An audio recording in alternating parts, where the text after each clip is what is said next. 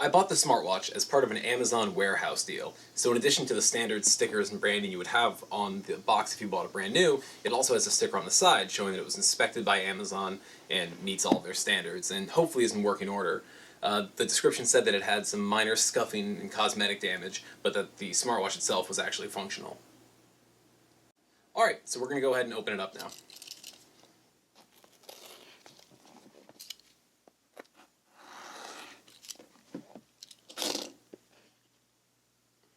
And I think I actually opened it upside down, maybe? I don't know.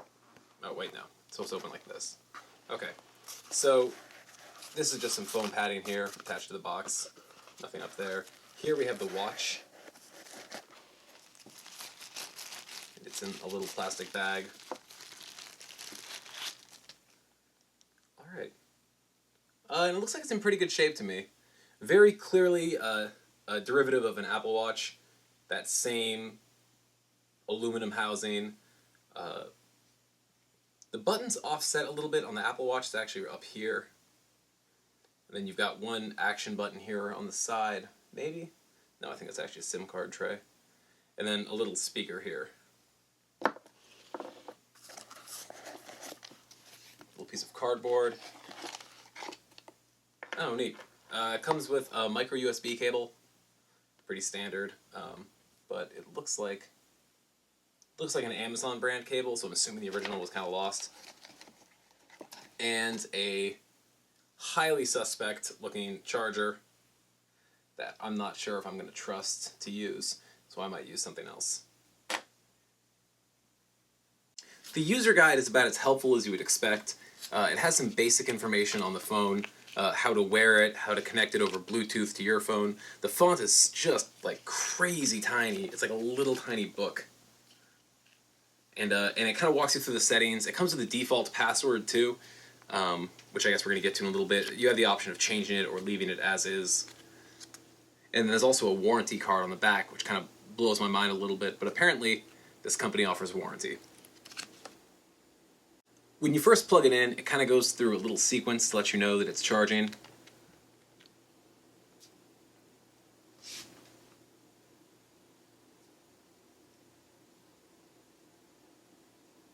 Shows you the brand name and then shows you like the standard little charging indicator.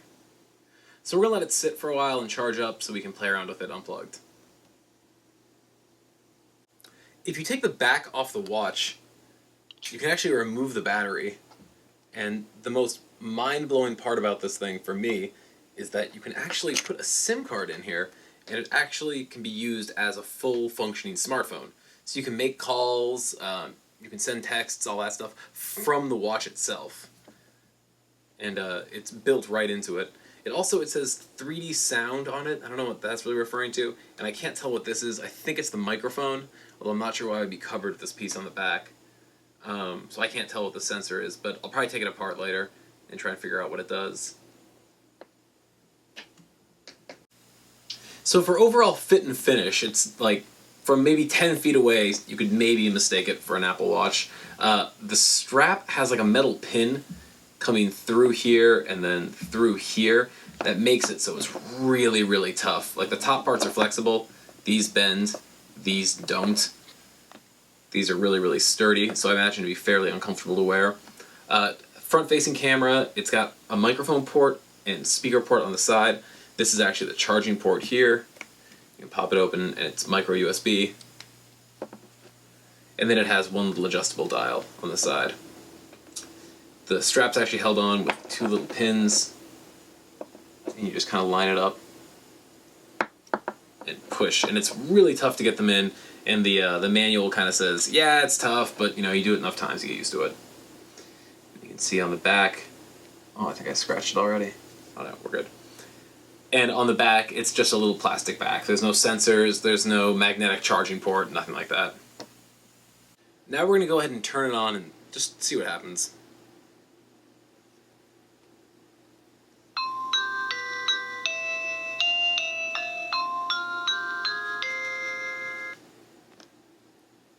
So it's a pretty low contrast screen. It's kind of tough to make out.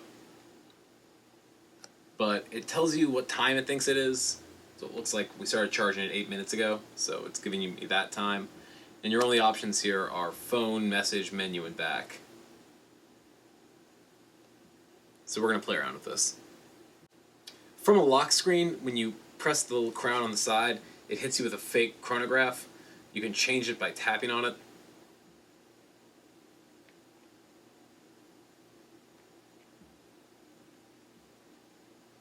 That took like way too many tries. But it goes from fake chronograph to some weird fancy looking watch to like a direct rip off of the Apple Watch. And the crown doesn't actually do anything if you spin it. But if you hold it down, it takes you to the main menu. Connecting to Bluetooth seems pretty straightforward. If you go into the menu, there's actually a Bluetooth icon. And it gives you the option to turn it on or off, the visibility of the watch, and then you can kind of alter the name. I'm going to go ahead and connect it to an iPhone 6. So to connect to the Bluetooth of the iPhone 6, or iPhone 6 Plus, we're going to go ahead and just hit Bluetooth, check the visibility, make sure everything's working here, go over to the Bluetooth, turn it on the phone if it's not turned on already, and wait for it to appear.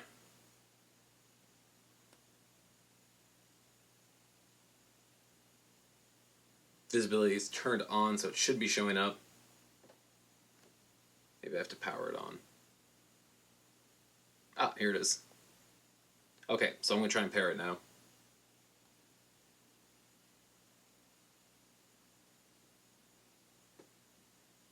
It's taking a minute. I might have actually turned it off. Okay, now I think this is actually, there's a little tab here, and I think it's corresponding with whatever setting I hit last. So now we'll try that again.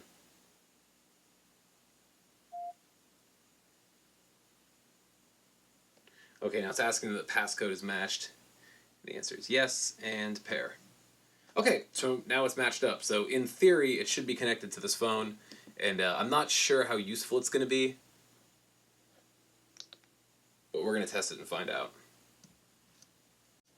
Making a call is pretty straightforward. From the home screen, you just hit the call button, and it brings up a little tiny keypad, really similar to the one on the U8, the Ciyoyo watch.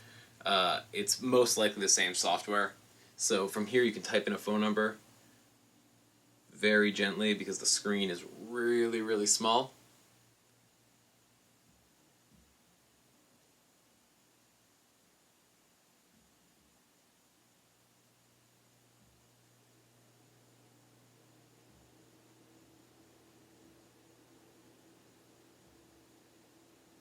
And you have the option of the local call, which uses the SIM card on the phone if you're using one, or Bluetooth. It'll do it over Bluetooth.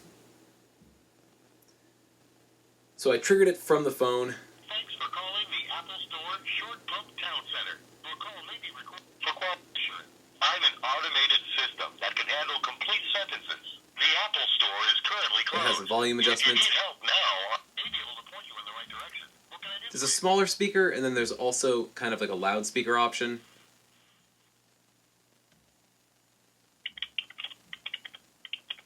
You can also put the person on hold, mute the microphone, all kinds of other things. One moment, please. Pretty straightforward. There's also an FM radio function. It uses the headphones as antenna. I don't see where there's a headphone port on it, which makes it kind of tricky. But I read you're supposed to use an earphone for an antenna. There's an alarm clock and an ability to add like favorite contacts. The text messaging is kind of funny. You can sort of send them a little bit. But this is going to be a Android only feature. You can write them out if you have an iPhone, and you can sort of type.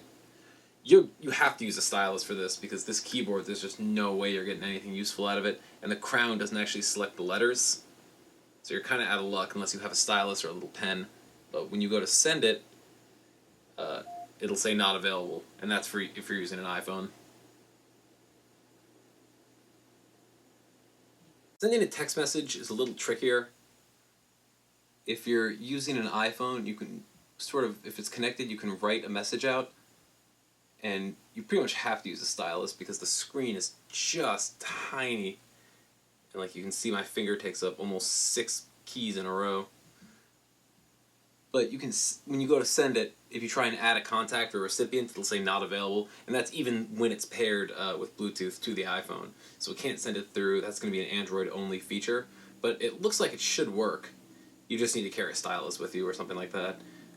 You can save messages. The settings allow you to change how many you can save. According to the settings, you can also save about 100 on the actual watch itself.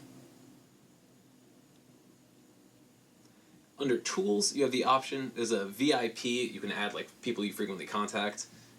There's an alarm setting. There's an FM radio, which you need headphones, and it uses the cord as an antenna. I can't figure out where to plug the headphones in, so I'm kind of out of luck on that one.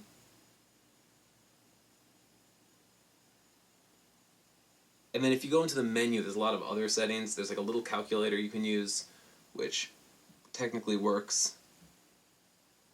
But once again, the keys are just so tiny. It's really tough to get anything out of it. There's also a QR code, and this is for Android. If you're trying to download the app to run this phone, there's just a little picture of a QR code, and when you press it, it just turns the whole screen into a QR code. And that's the whole app. And, you know, if you do that, you have to hit the back button to go back. You can go back to menu. And there's a couple other pages.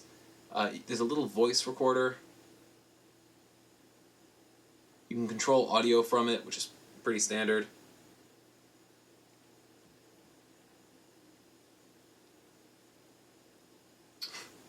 You can set it to meeting, silent, outdoor, and those are just for notifications. And there's a lot of settings. These are mostly, a lot of these are going to be connectivity and call settings. This is for if you have the SIM card actually in the phone. Schedule power off. Schedule power on. That's kind of clever. There's no option for any kind of microphone or voice activated notifications or voice activated input, which would make everything a lot smoother. Some of these are kind of weird. This looks like a fish or something. I can't tell what that is. But when you press it, it just says no files. So that might be a media player. There's also a camera. And, you know, it looks okay. You can see the camera. Here's me.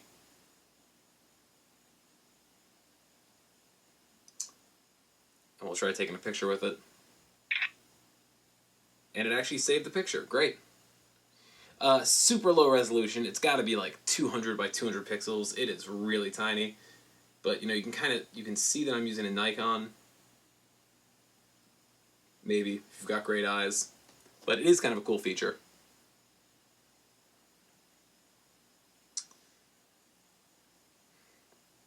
Step tracker. This app just kind of displays the logo of the watch. Alright. Has a little browser for media. Once again, a lot of this is Android only, and you have to actually run it. Oh, this selects the face for the watch. Oh no, look at that. It selects the settings. Oh, too cool. Obviously a Google Chrome logo. When you press it, currently not available. Not really surprised there. SIM card not available. Text messages, that's in another one too. Local time. Stopwatch, I guess. Alright, kind of handy. Alarm clock. Has a sleep timer, which is kind of cool. And that's it for apps. So, pretty straightforward stuff. This is definitely like the iPhone knockoff setting right here. And, yeah, now we're back to tools with the radio and everything. Cool software. Standard iPhone knockoff OS. Like, really similar to the Ciyoyo in terms of functionality. There's not a whole lot of extra stuff here or anything. Nothing you'd really find on a different phone. The ability to make calls is kind of nice. So now we're going to try and link up some music to it. For the music, I'm going to put on some classic Iron Maiden. Fear of the Dark queued up. So when you hit play, it's automatically streaming over Bluetooth to the watch.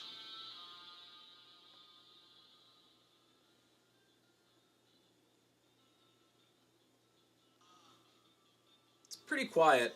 You can adjust the volume of it.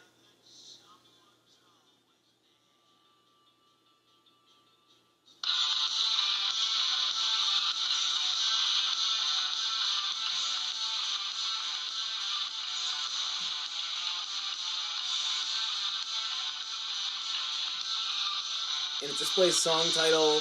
You have volume adjuster. It's pretty much maxed out. And you can also change songs, which is kind of cool. Oh, you can't go back, I guess. Alright, so it's kind of useful. Quality is definitely not great. But you can start or stop it from either the phone or the watch.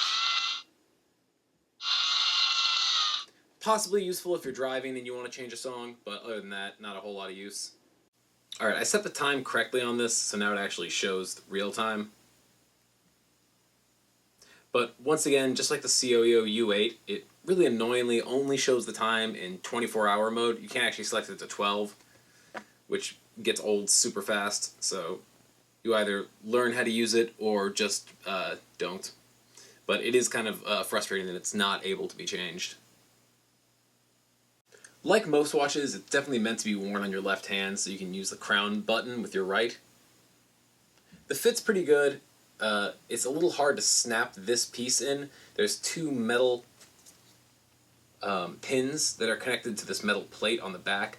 So when you align it, you have to line it up with the holes, and then you have to push on the pin and just push straight down until it clicks in. Which it really doesn't want to do from the get-go, but it will. And the overall fit, like the band feels pretty stiff. It's not the same rubber as even the Ciyoyo, which has more of like a rubber feel to it. This is another knockoff smartwatch. This one's a little worse. Definitely in terms of like screen quality, it's substantially worse. This makes a passable attempt at sort of copying the iPhone style. This very much tries to do its own thing, which winds up looking kind of like an Android device. It looks like a tiny Android tablet. It even has the three little buttons on the bottom. Whereas this looks more like an Apple Watch.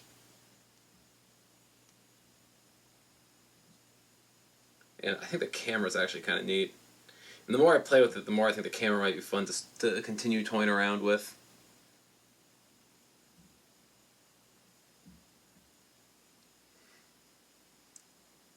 Yeah, it's kind of a weird one. I'm not sure how many pictures it can take. Your settings are also pretty limited on it. But it's fun to play with. Overall, for $30 or $40, this isn't a terrible watch. If you have an Android device, it's probably a lot more useful. For an iPhone owner, there's really not a whole ton you can do with it. You're kind of limited to kickstarting calls or controlling music, things like that. Nothing too particularly exciting. Some of the features are okay, but overall, for an iPhone user, it's probably not worth the price. For an Android user, being able to send text messages from your wrist would be fun, but once again, you're going to need a stylus or something really, really, really tiny to use it.